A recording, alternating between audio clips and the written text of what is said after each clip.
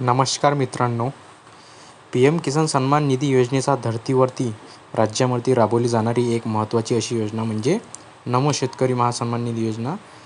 तर मित्रांनो, P M किसान सन्मान निधी योजनेचा आता 22वा हप्ता वितरित केला जातो आहे आणि हाच हप्त्यांसोबत नमो शेतकरी हप्त्यांचा देखील वितरित करण्यात जाईल अशा प्रकारच्या शक्यता वर्तवण्यात केल्यात येत आहे.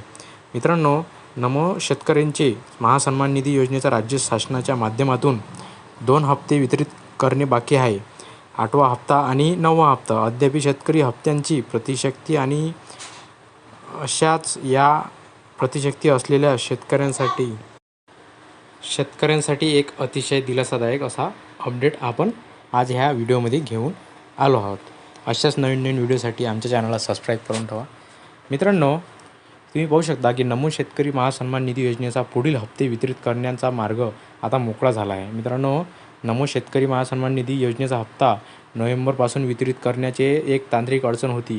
ती म्हणजे वेगवेगळ्या प्रवर्गाच्या निधीच्या आणि यांच्या सादर करण्यात आलेल्या 2026च्या बजेटमध्ये अनुसूचित जातीसाठी 696 कोटी आणि अनुसूचित जमातीसाठी 575 कोटी रुपयांचा निधीचा तरतूद करण्यात आलेली आहे. तुम्ही पाहू शकता.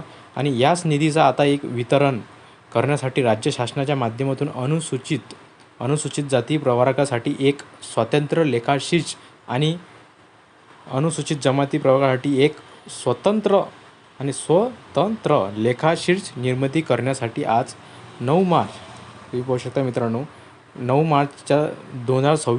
मार्चच्या रोजी मंजुरी देण्यात आलेली आहे. मित्रांनो, प्रत्येक योजनेच्या अंतर्गत अनुदानाचा वितरण करण्यासाठी लाभार्थ्यांच्या निधीचे एक वितरण करण्यासाठी लेखाशीर्षाच्या आवश्यक असते आणि ह्याच पार्श्वभूमीवर सर्वसाधारण प्रवर्गाच्या लेखाशीर्षांमधूनच आतापर्यंतचा हा योजना 7 हप्ते वितरित करण्यात आलेले होते. पुढील